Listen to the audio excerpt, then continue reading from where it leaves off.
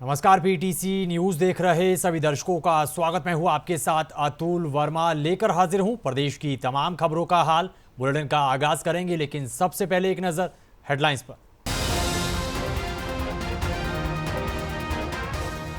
फरीदाबाद में दिल दहला देने वाला मामला। सेक्टर 8 में पिता ने 2 बच्चियों के साथ की खुदकुशी, जांच में जुटी पुलिस। कुरुक्षेत्र में शेख चिली मकबरे के पास दर्दनाक सड़क हादसा। ट्रक चालक ने बाइक सवार को कुचला, स्कूल टीचर की मौत, बाल बाल बच्चा बच्चा। सिरसा पुलिस ने नकली पुलिसकर्मी बनकर लोगों को ठगने के मामले में की कार्रवाई। 3 आरोपी काबू, गाड़ी, नकली नंबर प्लेट और पुलिस की वर्दियां बरामद। चंडीगढ़ में हरियाणा विधानसभा के प्रशिक्षण कार्यक्रम का आयोजन। सीएम सैनी, लोकसभा अध्यक्ष और विधानसभा स्पीकर ने की शिरकत। और एशिया कप में टीम इंडिया के विजयी अभियान और फाइनल में पहुंचने पर पूर्व क्रिकेटर अतुल वासन ने दी प्रतिक्रिया। भारत पाक मैच पर भी बोले।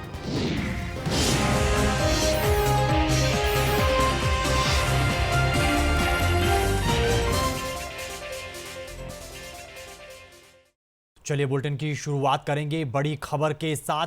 दिल्ली से सटे फरीदाबाद में एक दिल दहला देने वाला मामला सामने आया है। जानकारी के मुताबिक सेक्टर 8 पोस्ट इलाके में एक पिता ने अपनी 2 बच्चियों के साथ खुदकुशी कर ली। वहीं ये घटना उस वक्त हुई जब घर पर कोई भी मौजूद नहीं था।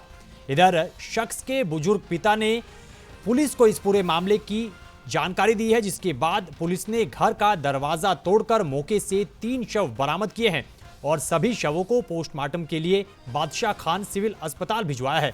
पुलिस अधिकारी ने कहा कि आस पड़ोस में लोगों से पूछताछ की जा रही है और पूरे मामले की तह तक पहुंचा जाएगा।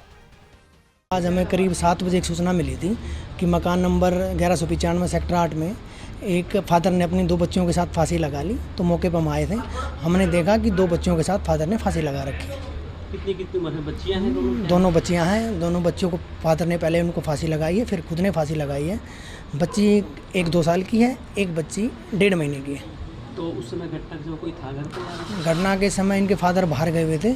फादर ने आगे जब ऊपर वाला गेट खोला तो वो गेट नहीं खुला, तो उसके बाद उसने 112 पे कॉल किया उन्होंने, तो 112 ने आगे गेट खोला जब हमें पता लगा थी। आप मौके पहुंचे? फिर हम मौके पहुंचे। दोनों बच्चियों को फांसी लगी हुई थी और एक फादर की फांसी लगी हुई थी। कोई वजह सामने निकल कर आई है? अभी जांच का विषय है, जैसी जांच होगा आपको बता दिया जाएगा। क्या करते थे, कुछ जानकारी? अभी तो कुछ नहीं करते थे, घर पे ही रहते थे वो फादर। बॉडी बीके रखवा दी गई है, अभी हम कार्रवाई कर रहे हैं। खबर कुरुक्षेत्र से है। कुरुक्षेत्र के शेख चिली मकबरे के पास दर्दनाक सड़क हादसे की तस्वीरें सामने आई हैं, जो कि आपको विचलित कर सकती हैं। इस सड़क हादसे में स्कूल टीचर की मौत हुई है, जबकि स्कूल टीचर का बच्चा बाल बाल बचा है। जानकारी के मुताबिक ट्रक चालक ने अपने आगे चल रहे बाइक सवार स्कूल टीचर को कुचल दिया, जिसमें शख्स की मौत हो गई, जबकि बच्चा हादसे में बच गया। वहीं ये पूरी घटना सीसीटीवी कैमरे में कैद हुई है और दिल दहला देने वाली तस्वीरें भी सामने आई है। इधर परिवार की शिकायत पर पुलिस ने ट्रक चालक के खिलाफ केस दर्ज कर लिया है। इधर चरखी दादरी पुलिस चौकी में बिजली कर्मचारी के साथ मारपीट का एक मामला सामने आया है। पुलिस अधिकारी ने बताया कि ये पूरा मामला कुछ दिनों पहले का है, जब गांव मकड़ानी में बिजली चोरी पकड़ने गई टीम के साथ कुछ लोगों की कहासुनी हुई, जिसके बाद ये मामला पुलिस थाने पहुंच गया। वहीं आरोप यह है कि दूसरे पक्ष के लोगों ने पुलिस चौकी में बिजली कर्मचारी के साथ मारपीट की, जिसमें बिजली कर्मचारी घायल हुआ है, जिसे इलाज के लिए अस्पताल में भर्ती करवाया गया है। बिजली कर्मचारी के मुताबिक पुलिस को लिखित शिकायत दे दी गई है, बावजूद इसके मामला दर्ज नहीं किया गया, जिससे खफा होकर बिजली कर्मचारियों ने धरना देते हुए रोष प्रदर्शन किया है। मैं और मेरी टीम 8 तारीख को उच्च अधिकारियों के आदेश अनुसार बिजली चोरी पकड़ने गए हुए थे। तो गांव मकड़ानी में सुबह चोरी पकड़ने के बाद जैसे ही खेतों में हम ओम प्रकाश के घर पे पहुंचे 6:45 बजे, तो हमने चेकिंग की। हमें गुप्त सूचना मिली थी कि वो चोरी कर रहा है। तो हमारे पूछने से पहले वो हटा चुका था, तो हम आराम से बाहर निकल आए। तो थोड़ी देर के बाद में ओम प्रकाश पुत्र चंदगी राम आके न झगड़ा करने लगा। ओम प्रकाश लक्ष्मी राम मकड़ानी का। तो वहाँ से हम निकले आए आराम से, कोई बात नहीं। उसके बाद उसने हमारे आने के बाद 112 बुला ली। उस सिलसिले में उसने आरोप लगाया कि लेडीज़ों के पास घुस गया, जबकि कोई नहीं गया। 4 बजे का आरोप लगाया उसने, जबकि 4 बजे हमारे पास सारी रिकॉर्ड है, हमारे घर पे भी कैमरे हैं यहाँ भी चलने के। उसके सिलसिले में पुलिस चौकी में बुलाए थे हम 15 तारीख को। इनके ऊपर लाठी से 3 बार किए जोरदार। उसकी जो रिकॉर्डिंग है वो सारी बच गया। बहुत ही जोरदार हमला किया गया। अगर सिर में लग जाता तो सिर फाट सकता था और मौत भी हो सकती थी। इधर चंडीगढ़ में हरियाणा विधानसभा के प्रशिक्षण कार्यक्रम का आयोजन हुआ है, जिसमें प्रदेश के मुख्यमंत्री नायब सिंह सैनी, लोकसभा स्पीकर ओम बिरला और हरियाणा विधानसभा के स्पीकर हरविंदर कल्याण ने बतौर मुख्य अतिथि शिरकत की है। इस दौरान सीएम सैनी ने लोकसभा अध्यक्ष का कार्यक्रम में पहुंचने पर स्वागत किया और कार्यक्रम को संबोधित भी किया। अपने संबोधन में सीएम सैनी ने कहा कि ये कार्यक्रम बहुत जरूरी है और ऐसे ट्रेनिंग कार्यक्रम लगातार चलते रहने चाहिए। इस दौरान सीएम सैनी ने नई एजुकेशन पॉलिसी की बात कही और पीएम मोदी के नेतृत्व का भी जिक्र किया है। आदरणीय नरेंद्र मोदी जी के कुशल नेतृत्व में भारत को दुनिया की सबसे बड़ी और जीवंत लोकतांत्रिक शक्ति के रूप में देखती है। मुझे ये खुशी है कि आज अंतर्राष्ट्रीय मंचों पर भारत की विधायी और प्रशासनिक प्रक्रियाएं उदाहरण बन रही हैं और ऐसे में हमारी जिम्मेवारी और अधिक बढ़ जाती है कि हम अपनी विधायी ड्राफ्टिंग को उच्चतम स्तर तक बनाएं कि जिसको हर व्यक्ति देख करके कहे कि नहीं ये ठीक है। क्योंकि गरीब व्यक्ति या आम व्यक्ति, देश का कोई भी नागरिक कानून के सहारे के ऊपर वो उसको देख करके अपने आप को सुरक्षित महसूस करता है, जब उसको मालूम है कि अगर मेरे साथ कोई नहीं खड़ा तो कानून मेरे साथ खड़ा होगा, तो उसके ऊपर एक बड़ा विश्वास ये हमारे विधायी कार्य के ऊपर होता है। मित्रों, आज का यह प्रशिक्षण कार्यक्रम इसी दिशा में ही एक महत्वपूर्ण कदम है। वहीं मुख्यमंत्री नायब सिंह सैनी के बाद लोकसभा अध्यक्ष ओम बिरला ने भी कार्यक्रम को संबोधित किया है। इस दौरान उन्होंने अपने संबोधन में कहा कि हरियाणा के अलावा बाकी राज्यों में भी ऐसे ट्रेनिंग कार्यक्रम आयोजित किए जाएंगे। उन्होंने कहा कि ये कार्यक्रम बहुत ही जरूरी है। सभी राज्यों और केंद्र को कानून बनाने का अधिकार संविधान ने दिया है। ऐसे में सभी राज्य सरकारों के साथ मिलकर ये प्रयास किया जा रहा है कि बेहतर से बेहतर कानून बनाए जाएं। कि कानून के माध्यम से उसको न्याय मिले, न्याय जल्दी मिले, त्वरित न्याय मिले, सही समय पर न्याय मिले। इसके लिए एक कानून का शासन ये हमेशा राज्य सरकार कोशिश करती है और राज्य के मुख्यमंत्री नायब सिंह सैनी जी ने कोशिश की है कि हमारा राज कानून का राज हो और कानून के राज में जो कानून बने वे जनता की मुसीबतों को, कठिनाइयों को कम से कम करें और कार्यपालिका की जवाबदेही हो ताकि निश्चित कानून के दायरे में लोगों को जल्दी न्याय मिले। खबरों में आगे बढ़ेंगे, अगली खबर का जिक्र करेंगे। अगली खबर सिरसा जिले से है। सिरसा पुलिस ने नकली पुलिसकर्मी बनकर लोगों को ठगने के मामले में कार्रवाई करते हुए गिरोह के 3 सदस्यों को गिरफ्तार किया है। पुलिस अधिकारी ने पूछताछ में कई बातों का खुलासा होने की बात कही है। उन्होंने बताया कि आरोपियों के कब्जे से गाड़ी, नकली नंबर प्लेट और पुलिस की वर्दी बरामद की गई है। पुलिस अधिकारी के मुताबिक गिरोह में शामिल आरोपी लोगों को नोट दोगुने करने का झांसा देते थे और लोगों को फंसाने के बाद पुलिस की नकली वर्दी पहनकर रेड मारते थे और लोगों से पैसे ऐंठते थे। पुलिस अधिकारी के मुताबिक आरोपियों से आगे की पूछताछ की जा रही है। हमारी सिविल लाइन थाना की पुलिस एएसआई प्रवीण कुमारी के नेतृत्व में गश्त पड़ताल के अंदर थी। दौरान गश्त पड़ताल हमें एक गाड़ी भगत सिंह स्टेडियम के सामने संदिग्ध अवस्था में जो गाड़ी आती दिखाई थी और उसको हमने रोकने का इशारा किया पुलिस ने, तो गाड़ी रुकी नहीं और उन्होंने बैक लेने की पूरा प्रयास किया, भागने का प्रयास किया।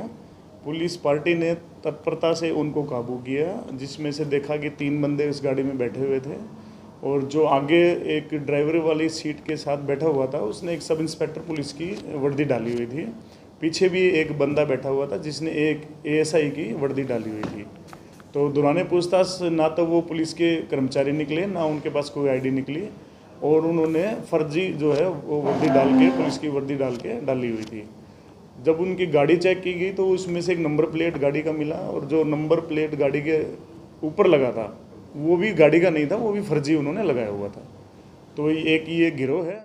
इधर पंडित दीनदयाल उपाध्याय की जयंती पर लाडो लक्ष्मी योजना की शुरुआत करने को लेकर केंद्रीय मंत्री मनोहर लाल खट्टर ने अपनी प्रतिक्रिया दी है। पानीपत में एक जनसभा को संबोधित करते हुए केंद्रीय मंत्री मनोहर लाल खट्टर ने कहा कि लाडो लक्ष्मी योजना और सरकार की कार्यप्रणाली बेहतर है। उन्होंने पीएम मोदी के नेतृत्व में सैनी सरकार का जिक्र किया और कहा कि सरकार जनहित की योजनाएं ला रही है और हर वर्ग के हित में काम किया जा रहा है। कि आप समाज के अंतिम व्यक्ति को, अंतिम पायदान पर खड़ा जो व्यक्ति है, उसकी चिंता कर लो, उसका वेलफेयर, उसका हित, उसको आगे बढ़ाने का काम ये आप कर लो, देश हमेशा हमेशा के लिए सुखी हो जाए, हमेशा सुखी हो जाए। इसको अंत्योदय का भाव कहा। सामने वाले ने पूछा कि अंतिम व्यक्ति जितने हैं उनका जब उत्थान हो जाएगा फिर तो खाली हो जाएंगे। उनका नहीं, ऐसा नहीं है। जो आज अंतिम है वो जब आगे बढ़ जाएंगे, उनका उत्थान होगा, उनका वेलफेयर हो जाएगा, तो फिर उसके बाद भी तो अंतिम होगा। एक लाइन लगी है, अंतिम में तो कोई ना कोई रहेगा ही। उस अंतिम का लेवल अलग अलग हो सकता है। आज हमारे उसका लेवल कुछ है, 2 साल 5 साल बाद जो नीचे के लोगों को हम उनका मानो समाधान करते हैं, उनकी आजीविका का, उनके रोजगार का, उनके परिवार के वेलफेयर का, तो उसके बाद भी जो नीचे बचेगा अंतिम तो वो भी होगा।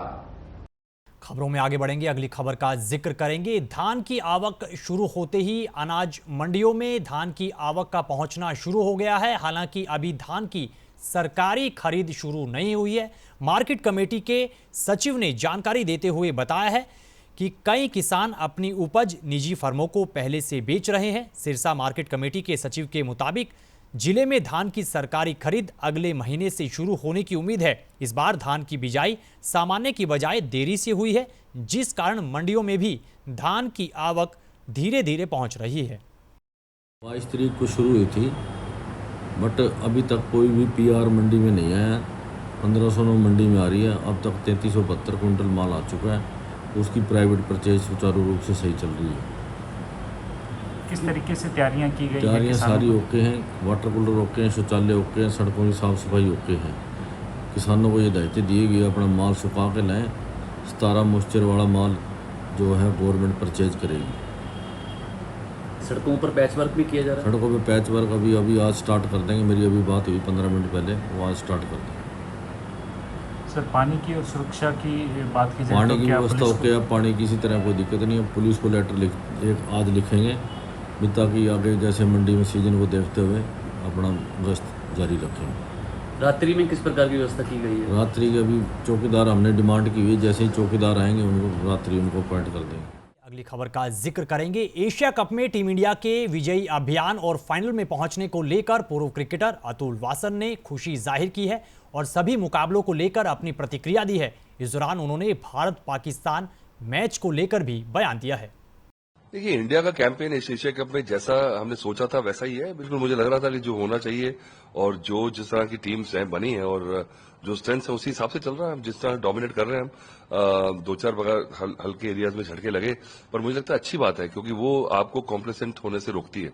तो मुझे लगता है कि इंडियन टीम में हर तरह के कोर कॉम्पिटेंस मौजूद है और मुझे लगता नहीं कोई भी टीम आसपास भी है, चाहे पाकिस्तान जो मर्जी बातें कर ले, बड़े बड़े बातें कर ले, पर इवेंचुअली आपको बातों को फिर फॉलोअप तो ग्राउंड में करना पड़ेगा ना। देखिए, जडेजा को बनना चाहिए क्योंकि इतना पुराना खिलाड़ी है और जब शुभमन गिल बने थे कप्तान तो जडेजा का नाम भी आया था, पर मुझे लगता है कि सही डिसीजन था क्योंकि शुभमन गिल जो है एक हमारे तीनों फॉर्मेट के प्लेयर मुझे नजर आ रहे हैं और एक फ्यूचर है। तो मुझे लगता है रविंद्र जडेजा का पीक जो है वो निकल चुका है अब, और उनको कप्तानी देना शॉर्ट टर्म गैप होता। तो मुझे लगा आपके पास शुभमन गिल के मुकाबले में रविंद्र जडेजा है तो शुभमन गिल का कप्तान बनना था, पर वाइस कप्तान निश्चित रूप से रविंद्र जडेजा है तो उनको बनाया जाना चाहिए था और बने हैं तो बिल्कुल सही कहा। इस खबर के साथ फिलहाल इस बुलेटिन में इतना ही, लेकिन पीटीसी न्यूज पर खबरों का सिलसिला बदस्तूर जारी है। आप बने रहिए पीटीसी न्यूज के साथ। फिलहाल के लिए दीजिए इजाजत। नमस्कार।